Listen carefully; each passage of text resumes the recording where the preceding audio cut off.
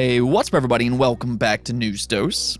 So, yesterday we talked about Microsoft's response to Sony's complaints regarding the Activision Blizzard acquisition, and they flat out called Sony out and basically said that they're just being hypocritical. It's just this whole back and forth between Sony and Microsoft. But there was one very interesting thing that came from the statement that I think we kind of already knew existed, but now it's just all out in the open. Apparently, Sony doesn't just pay to keep third-party games like Final Fantasy off of Xbox. You know, that was already something that didn't sit right with gamers, but apparently now they're aggressively targeting Game Pass as well. And this just kind of exploded online. The audacity of all of this is certainly out there, but I do want to dive into this a little bit more today because there is a rather interesting history behind all this. Definitely when you start to consider how the media has approached this in the past. So we're going to talk about that today, as well as Sony making a little bit of a change for their PC strategy, which could be a sign as to what's to come next. As usual though, if you do enjoy the video today, go ahead and make sure to hit that bell notification and subscribe button. I mean, if you like games, this here is the place to be, and I do very, very much appreciate it, so definitely hit those buttons below. To get things started off today though, it seems like something's possibly brewing over in Xbox land, or is it? That's kind of the question right now that everybody's asking.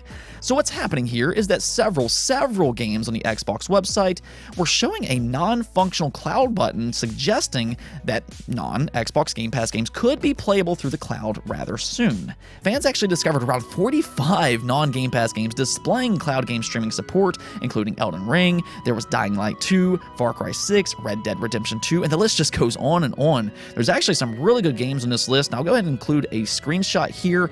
But yeah, I mean, a lot of these games could benefit from expanding their audience just even further because you have to think, with cloud game streaming available on select TVs now, you don't even have to own a console to possibly play something like Elden Ring. That's pretty cool when you start to think about it. But the thing is that Microsoft has since come out claiming that all of this was just some kind of error and has since been fixed. Now, whether or not you want to actually believe this claim was just an error, I'll kind of leave that one up to you.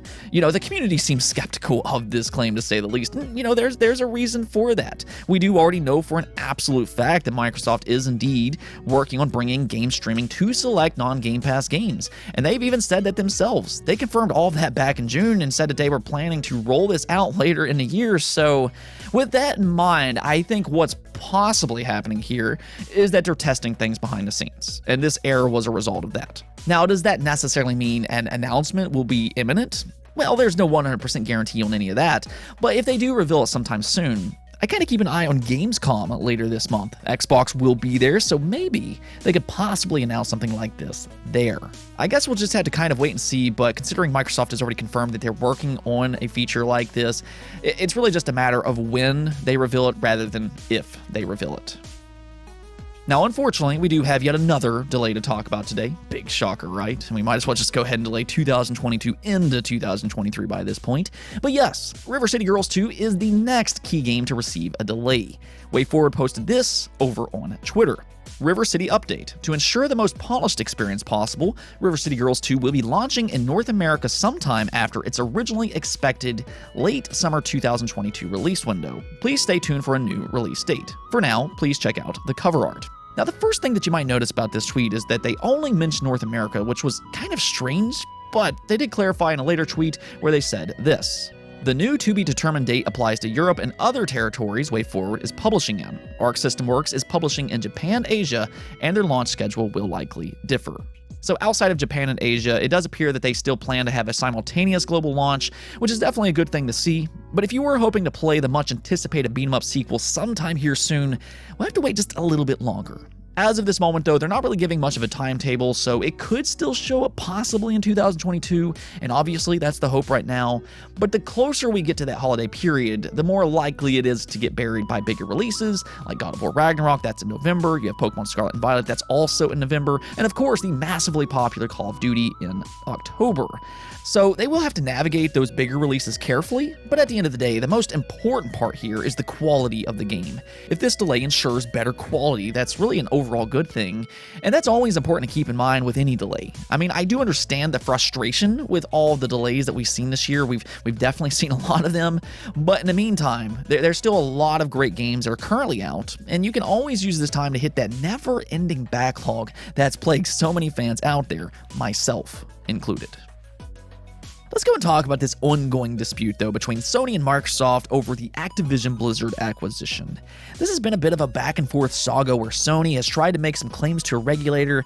That way, maybe they can attempt to stop this acquisition from happening. Though what's really been amusing about this whole situation is that Sony themselves are actually guilty of a lot of the things that they're accusing Microsoft of. And that's why Microsoft's response has garnered so much attention online. They, in fact, have been pointing out some of the irony in Sony's accusations. However, in the latest findings of Microsoft's response, one thing that they said exploded online, and that was them stating that Sony has been paying third-party developers to keep their games off of Xbox Game Pass. Now, if you remember right, there was actually a rumor going around last year that Sony did this with Resident Evil Village. They did have the marketing rights for that game, and it was being claimed at the time that they added a clause to where Capcom couldn't release Village into Game Pass for 1 whole year. Now, at the time, that was all just a rumor and nothing more, but Microsoft's latest statement here does add some credibility to that initial claim. It does look true after all, which definitely has the community very frustrated. I mean, on one side, there was never really a guarantee that Resident Evil Village would come to Xbox Game Pass, but the fact that Sony would come out and pay a company from even considering this as a possibility, without a doubt, has left some of the community very frustrated. This all just kind of goes back to the heart of this entire back and forth between Sony and Microsoft, though. On one side, you have Sony playing this innocent victim, and then on the other, you have Microsoft being very aggressive, and they're saying, hey, Sony has been locking down games for years, and now they're also extending that over to Game Pass as well. They are trying to cripple us in every possible way that they can, and we're tired of playing these games. We're buying Activision Blizzard. Now, it will be interesting to see if Sony responds to this, because I don't really know what type of argument that they can even make to refute all of this. But let's just kind of focus on this Game Pass situation. Now, obviously, fans aren't happy to discover that Sony is seeking to hurt Game Pass by locking out third-party content. And it is a bad look, because this just goes back to these companies aren't our friends. See, I think last generation, some gamers kind of fell for this marketing campaign that Sony is for gamers. And that's not really entirely true. No, I'm not saying that they don't care at all. That's not what I'm saying here. But in that situation, they really capitalized on Xbox's mistakes, where it appeared that they were not solely focused on just the gamers. It was actually brilliant marketing on Sony's part. But that's the thing. Gaming is a business first and foremost, and when you start to uncover what really happens behind the scenes like we are here, that becomes even more evident than ever. So I'm not really shocked to hear that they're targeting Game Pass now. Xbox Game Pass has clearly risen in popularity, and it's become a threat to Sony. Xbox has more mind share than ever before, in part thanks to how successful Game Pass has been. So how does Sony compete with that? Well, what's always been a really big part of Sony's strategy: locking content from other platforms. And that's what we're seeing here with them locking content from Xbox Game Pass. They've been doing this stuff for years and years. This is just such a big part of their strategy. It's really nothing new. They just haven't really been called out for it as much. This always kind of takes me back to 2015. Yeah, let's just go and rewind here for a moment, because back in 2015, if you remember right, Xbox paid Square Enix to release Rise of the Tomb Raider exclusively for Xbox. Xbox wanted it to be a 1-year timed exclusive, and the media found out about this agreement, to where Xbox was then crucified over this situation. It was this whole big mess, in part because the media attention it got. But what I've always really found interesting about that situation is that a large part of the media never really treated Sony the same way, despite them doing this same type of thing, and probably even more frequently, as we're seeing here with Xbox Game Pass. Sony has always been a very cutthroat organization, but the media always kind of excused them of doing these type of things. In a way, it almost gave them a pass for doing things like this, because they've consistently been rewarded for it, and they faced very little friction on these type of situations while doing so. Despite the media maybe giving Sony a pass for some of this type of stuff, though, it does now appear that this same strategy is kind of biting them as they face regulators and Microsoft's legal team now. It does appear that Microsoft is playing Sony's game now, and maybe even better, because they have more money and they're able to purchase these massive publishers. Sony's not really capable of doing that, and well, as you're seeing here, they're not happy about this overall situation. But that's kind of, again, where their strategy has just kind of come back to bite them.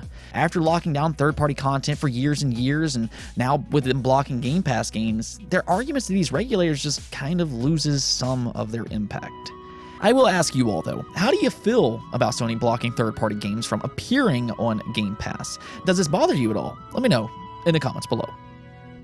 Now, we do actually have some more specific PlayStation news to talk about today, as they just launched their very own website for PlayStation PC games. Of course, over the last few years, they've released several of their first-party games onto PC, and they've even acquired Nixus, which, they specialize in porting games to PC. So this more or less is just their latest commitment for that PC initiative. I don't really find any of this overly surprising anymore, but there are a few interesting things that they say on this website that could signify what they're planning to do next. See, if you take a look at the PlayStation PC games frequently asked questions, one question that's asked is whether or not you need a PSN account to play PlayStation games on PC. And their response was rather interesting, as they say, no, you currently, that right there's the key word here, but no, you currently do not need a PSN account to enjoy PlayStation Studio games on PC. Then they were asked, can I transfer my save from the PlayStation 4 or PlayStation 4 version to the PC version? Again, here they also use that word currently, as they say it currently is not possible to do such a thing. So in both these statements here, it almost seems to signify that they have plans to change this in the future, which I view as a very good thing. If they were to have you link your PSN account with your PC PlayStation games, that would mean that you can unlock things like trophies even while playing on PC. Now, if you're like me and if you like collecting trophies, that seems like a pretty good idea. I very much like it personally, and it also makes certain transitions just a little bit more seamless. So let's just say hypothetically you own Spider-Man on PlayStation, and then you also own the PC version and the Steam Deck as an example. Well, if you have a connected account, you might be able to just turn on your Steam Deck and pick up where you left off on your PlayStation console. So I do like this idea, and even more so, I think that this kind of alludes to Sony's end goal for PlayStation PC games. I really wouldn't be surprised if Sony ultimately ends up putting together their very own PC store. I mean, they have their own website here, and PC gaming very obviously is a big part of their future plans. I mean, almost every other publisher has their own PC digital storefront in some capacity, because, they do profit more that way. So I very much could see them doing something like this down the road. Either way, though, this is just the latest PC commitment for PlayStation, and as we've talked about countless times on this channel, I think everybody just needs to buckle up for a bigger PC push as this generation goes on. I mean, again, this is just the latest on their PC PlayStation initiative. Let's go ahead and take a look at the poll of the day, though, where I asked you all, does it bother you when publishers and developers confirm paid DLC before even releasing their game that you need to purchase? And as you can see here, the majority of you all do not like when this happens, as 71% of you said yes, while 24% of you said no. And this really kind of lines up with what we were seeing yesterday with Splatoon 3. Splatoon 3 did have that direct, and I thought it was a very good direct. The game looks fantastic. It looks like a lot of fun. It has a lot of new content. But then they also announced a major paid DLC. Now, Splatoon 3 not out until next month on September 9th, and because of that, there was a little bit of an outcry. Several fans felt that this diminished its release because it almost seems like content is kind of being held back. Now, that's not necessarily the case, because we don't really know when its DLC will release or if it's even finished. I mean, for all we know, they really could just be working on it as we speak. But because the timing of this announcement and the fact that Splatoon 3 is not out yet, this announcement has led to some fans being a little upset. And really, I can hardly blame anybody. As I said yesterday, I don't really have a problem with paid DLC, and at times I even welcome it. The problem here really just comes down to the timing of this announcement. I firmly believe that if Nintendo would have just waited and announced this DLC months after its release, it would have garnered a lot more excitement. But that's not really how they did things. More or less, what I'm trying to say here is that they could have read the room better. But this has been a trend not just for Nintendo, but other companies as well. It's really not all that uncommon anymore where you have this AAA game that costs $60 or even some cases $70, and before it even releases, a publisher will come forward and say, oh yeah, we also have this roadmap or season pass where if you spend X amount of money, you'll get even more content post-release. This really has been happening for years. Now, when it comes to free-to-play games, that's much more understandable. But when you're paying a premium price, there is that expectation that you get a complete product right out of the gate. And regardless on whether or not you actually are, things like this leaves that illusion that you're not. It's all about context, right? Nonetheless, though, when it comes to Splatoon 3, despite its paid DLC, at the very least you do get a lot of content right out of the gate. It is one of those rare games that's the complete package where you get a single-player campaign, it has a cooperative horde mode, and then it also has its competitive multiplayer. So at the very least, again, despite the DLC situation, you do know that you're going to get a lot of content with Splatoon 3 on day one. Anyways, though, that's it for this episode, but if you liked the video, don't forget to bell notification and subscribe button for more content just like this. Also, if you'd like to support the channel through Patreon, thank you for making this content possible. Peace out.